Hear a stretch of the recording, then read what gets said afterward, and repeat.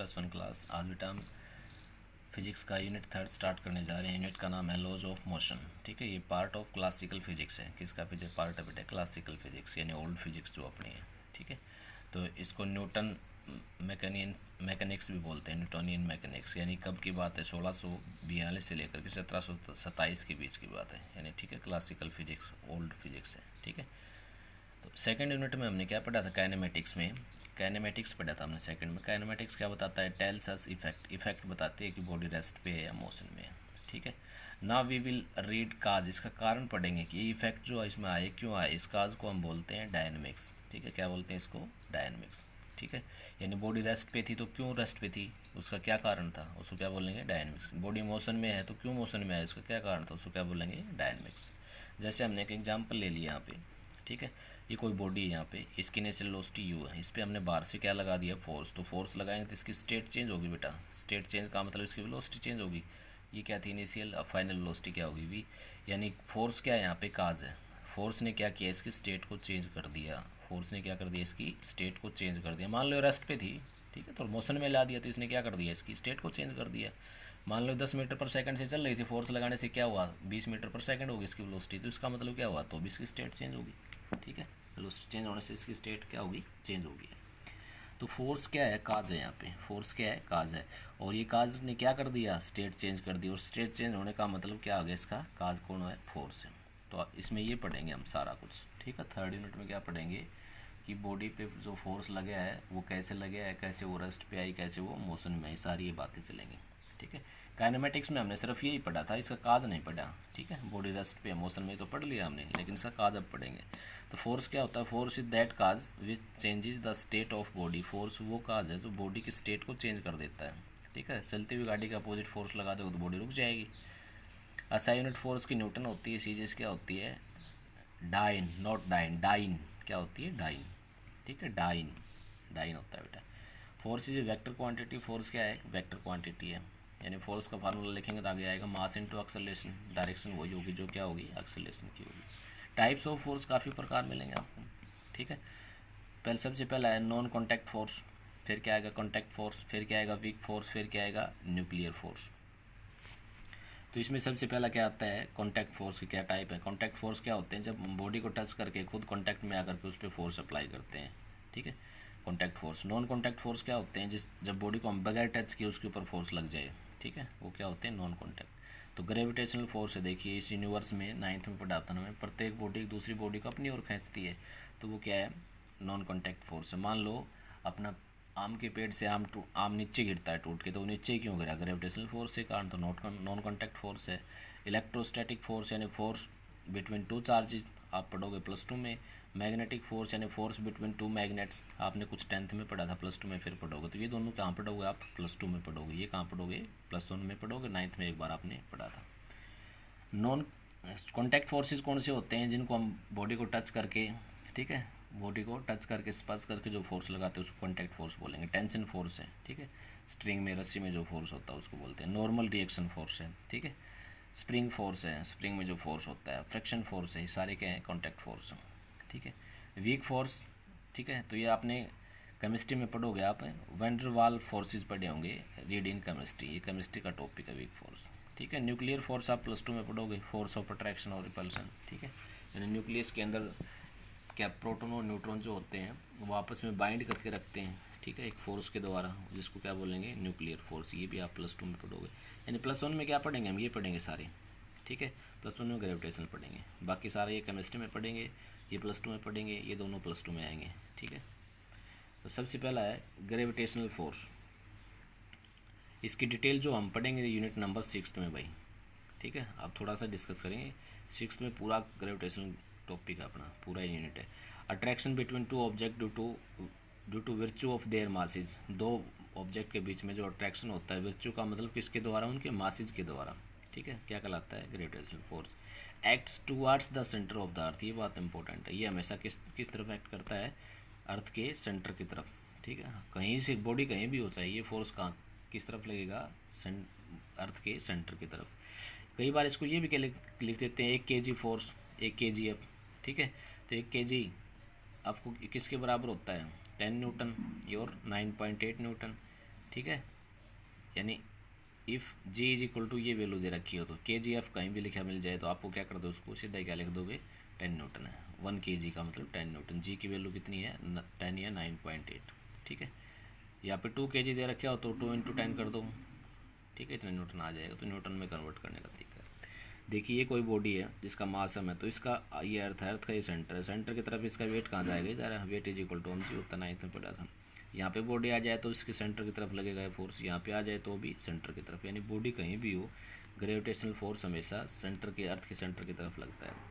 यानी 9th में पढ़ा था हमने थोड़ा सा, 2 बॉडीज हैं, ये पहली बॉडी है, दूसरी बॉडी, इनके बीच का डिस्टेंस क्या है। तो ये फोर्स का क्या फार्मूला आया था, कैपिटल जी, पहली बॉडी का मास इंटू में दूसरी बॉडी का मास अपॉन क्या, डिस्टेंस का स्क्वायर है। यहाँ पे जी क्या चीज़ है, यूनिवर्सल ग्रेविटेशनल कांस्टेंट। तो इसको आप कंप्लीट पढ़ोगे बेटा यूनिट नंबर 6 में। ठीक है। दूसरा आता है नॉर्मल रिएक्शन। इसको आन या कई बुक्स में से रिप्रेजेंट कर देते, कई में आर से, कोई दिक्कत नहीं है। नॉर्मल रिएक्शन, ठीक है, perpendicular to surface, especially perpendicular to point of contact. ये नॉर्मल रिएक्शन हमेशा परपेंडिकुलर होता है सरफेस के, और सरफेस के कहाँ, जहाँ पे पॉइंट ऑफ कॉन्टैक्ट के। ठीक है। Normal reaction is cause due to contact and balances the weight of the body.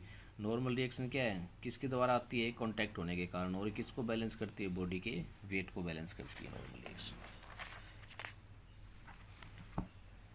यानी यहाँ बनाएंगे हम नॉर्मल रिएक्शन। देखिए ये कोई बॉक्स है, ठीक है, ये सरफेस है, इसका मास है, तो इसका वेट तो नीचे आएगा भाई mg। ठीक है, वेट हमेशा अर्थ की तरफ आएगा mg। ठीक है, W इज इक्वल टू क्या होगा mg। इसने इसको क्या दिया, इस सरफेस ने इसको नॉर्मल रिएक्शन दिया, ये दिया हाँ। ठीक है, ये परपेंडिकुलर है सरफेस की, जो डॉटेड लाइन लगा रखी है सरफेस है, perpendicular normal reaction, perpendicular to surface, point of contact, जहाँ पे पॉइंट ऑफ कॉन्टैक्ट होगा उसकी।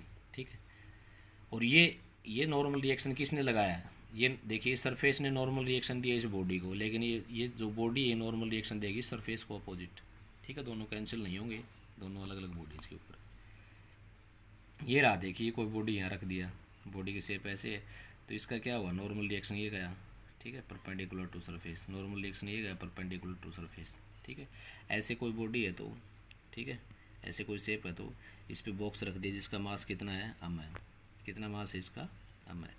तो ये क्या करेगा, देखिए इसका वेट नीचे जाएगा, ये नॉर्मल रिएक्शन ऐसे जाएगी। इस सरफेस ने नॉर्मल रिएक्शन लगाया इस मास m पे, ठीक है, ऊपर की तरफ, लेकिन ये मास हम क्या करेगा, नॉर्मल रिएक्शन लगाएगा सरफेस के ऊपर, इसके अपोजिट। दोनों क्या है, अपोजिट है, लेकिन कैंसिल नहीं होंगे, याद रखना। सरफेस ने नॉर्मल रिएक्शन लगाया मास m पे, देखिए नीचे लिख दिया मैंने हिंदी में, सरफेस ने नॉर्मल रिएक्शन लगाया मास m पे। देखिए सरफेस ने नॉर्मल रिएक्शन लगाया मास m पे, लगा दिया। एंड मास m ने नॉर्मल रिएक्शन लगाया सरफेस पे, मास m ने क्या किया, नॉर्मल रिएक्शन लगाया सरफेस पे, अपोजिट होंगे according to Newton third law of motion. ये न्यूटन का थर्ड लॉ आगे आपको बताएंगे।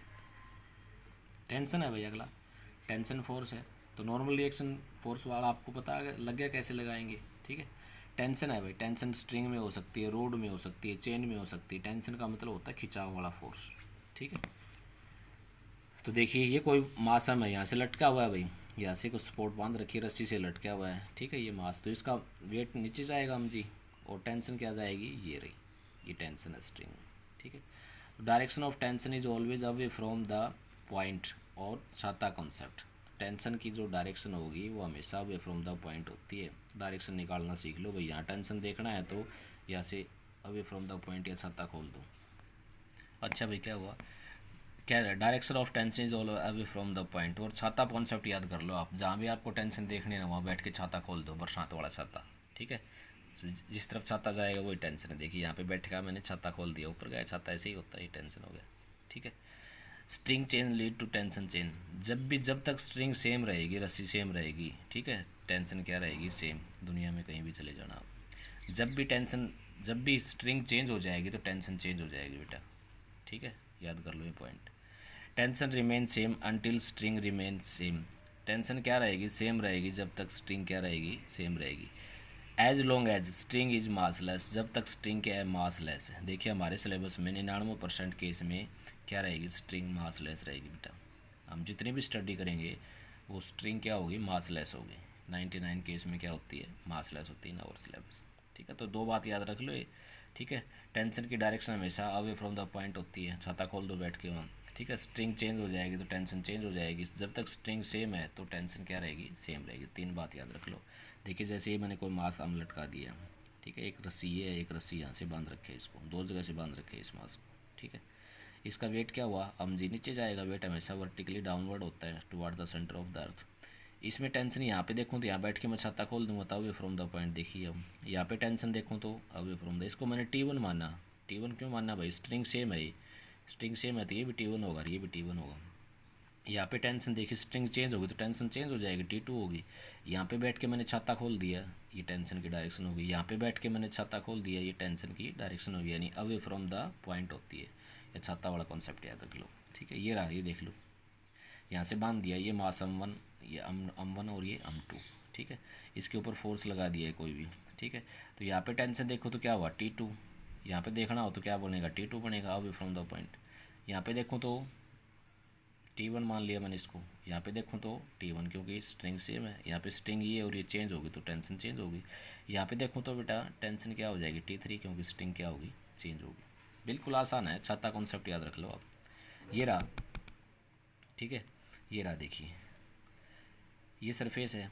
इसने क्या किया, स्टार्टिंग से पहले आ जाओ, इसके ऊपर क्या था, ये कोई भी यहाँ मास रखा हुआ है। तो ये जो यहाँ पे कांटेक्ट में, ये क्या करेगा, इसको नॉर्मल रिएक्शन देगा, ये सरफेस देगा इसके बाद से इसको, और ये मास जो है इसके सरफेस को नॉर्मल रिएक्शन देगा। ये N1 मान ली दोनों हमने, ये क्या है N2। ये वाला क्या करेगा, इसके ऊपर लगाएगा नॉर्मल रिएक्शन, और ये वाला क्या करेगा, इसके ऊपर लगाएगा। अब ये क्या करेगा, ये पूरा जो वेज है ये क्या करेगा, इसके ऊपर लगाएगा, ठीक है, N3 नॉर्मल रिएक्शन, और ये क्या लगाएगा, इसके ऊपर लगाएगा। टेंशन वाला और देख लो, ये टेंशन, एक मास ये रहा, एक मास ये रहा, ऐसे बांध दिए इसको, ठीक है। जहाँ भी टेंशन देखना हो बैठ के छाता खोल दो, छाते का जो एरो होता है वो टेंशन की डायरेक्शन दे देगा आपको। कहीं भी देख लो आप, कहीं भी देख लो, देखिए टेंशन इसमें सेम है, क्यों, रस्सी सेम है। इसमें टेंशन चेंज होगा क्योंकि यहाँ की बजाय रस्सी चेंज होगी, ये स्ट्रिंग चेंज होगी, टेंशन चेंज। जब तक स्ट्रिंग सेम तो टेंशन क्या रहेगी, सेम। जब स्ट्रिंग चेंज हो जाएगी तो टेंशन क्या हो जाएगी, चेंज।